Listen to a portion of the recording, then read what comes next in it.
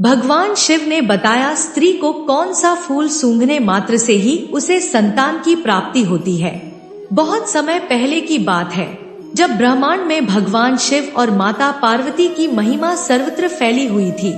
भगवान शिव कैलाश पर्वत पर ध्यान में मग्न रहते थे और पार्वती जी उनके साथ तपस्या और साधना करती। हालांकि पार्वती जी अपने मन में एक प्रश्न को लेकर चिंतित थी। यह प्रश्न संसार की एक बड़ी समस्या से जुड़ा हुआ था, जिसे वे अपनी पूरी श्रद्धा और निष्ठा से समझना चाहती थी। यह प्रश्न था, क्या कोई ऐसा विशेष उपाय है जिससे स्त्रियों को संतान सुख प्राप्त हो?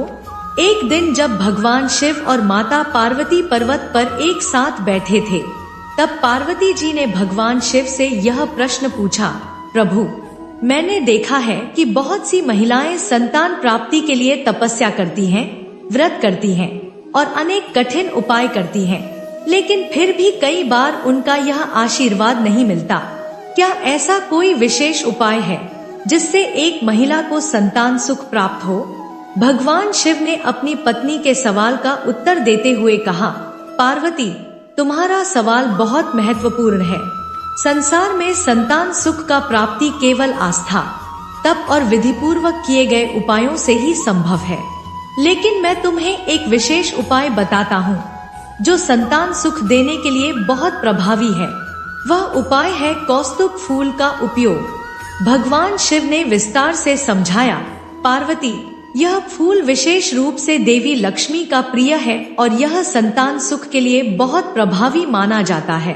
जो स्त्री इस फूल की सुगंध को सही तरीके से ग्रहण करती है, वह अपने जीवन में संतान सुख प्राप्त करती है। यह फूल न केवल संतान सुख देता है, बल्कि यह शांति, समृद्धि और जीवन में सकारात्मक ऊर्जा का संचार भी करता है। पार्वती जी ने इस रहस्य को समझा और भगवान शिव से यह जानकारी प्राप्त करने के बाद वह इस दिव्य फूल को प्राप्त करने के लिए पृथ्वी पर जाने का निश्चय करती है। माता पार्वती ने अपनी दिव्य शक्ति से कैलाश पर्वत को छोड़ दिया और पृथ्वी पर आकर संतान सुख प्राप्ति के लिए कौस्तुभ फूल की खोज में निकल पड़ी। बहुत दिनों तक वह पृथ्वी के विभिन्न भागों में घूमती रही, लेकिन उन्होंने कोई फलदायी फूल नहीं पाया। फिर एक दिन वह नंदन वन में पहुंची, जो सुंदर और रमणीय बगिया के रूप में प्रसिद्ध था। यहाँ पर तरह तरह के फूल खिले हुए थे, लेकिन वह विशेष कौस्तुभ फूल कहीं नहीं दिखाई दिया। पार्वती जी ने देवी लक्ष्मी से आशीर्वाद प्राप्त करने के लिए अपनी तपस्या प्रारंभ की। देवी लक्ष्मी ने पार्वती जी की तपस्या से प्रसन्न होकर उन्हें यह दिव्य फूल दिया और कहा, पार्वती, यह फूल न केवल संतान सुख देता है, बल्कि यह हर तरह की विपत्ति को दूर करता है और जीवन में सुख शांति और समृद्धि का वास करता है। माता पार्वती ने देवी लक्ष्मी के आशीर्वाद से यह फूल प्राप्त किया और भगवान शिव को दिखाने के लिए कैलाश पर्वत लौट आई। भगवान शिव ने यह फूल देखा और कहा, पार्वती, यह फूल अत्यंत शुभ है। यह वह दिव्य फूल है जो संतान सुख के साथ साथ जीवन में समृद्धि और शांति का भी प्रतीक है।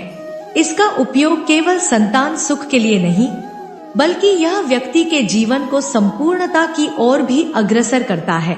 भगवान शिव ने पार्वती को बताया कि इस फूल की सुगंध से न केवल स्त्रियां संतान सुख प्राप्त करती हैं, बल्कि यह समृद्धि और शांति की भी प्राप्ति कर सकती हैं। इसके साथ ही उन्होंने यह भी कहा कि इस फूल का सम्मान और उपयोग हर घर में होना चाहिए, क्योंकि यह पूरे परिवार के लिए कल्याणकारी होता है।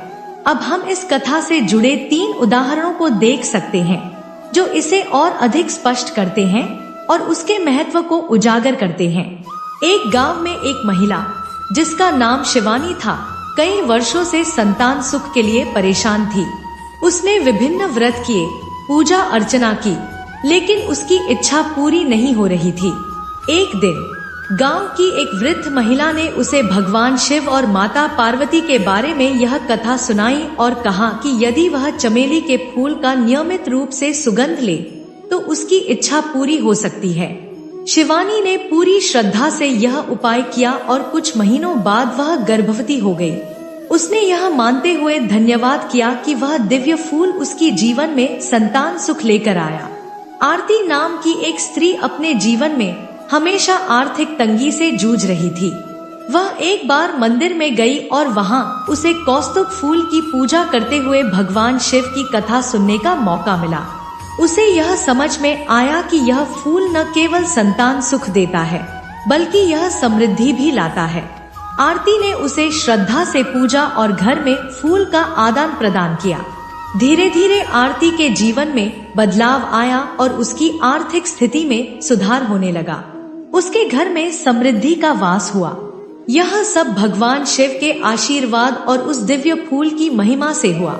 मीनाक्षी नाम की एक स्त्री मानसिक रूप से परेशान थी। वह अपनी जिम्मेदारियों के दबाव में बहुत थक चुकी थी। एक दिन उसकी मित्र ने उसे बताया कि चमेली का फूल मानसिक शांति और संतुलन के लिए बहुत लाभकारी होता है। मीनाक्षी ने इसे अपनी दिनचर्या में शामिल किया और कुछ ही दिनों में वह महसूस करने लगी कि उसके मन में शांति और संतुलन लौट आया है। उसकी परेशानियां कम हुई और उसने जीवन को एक नए दृष्टिकोण से देखना शुरू किया।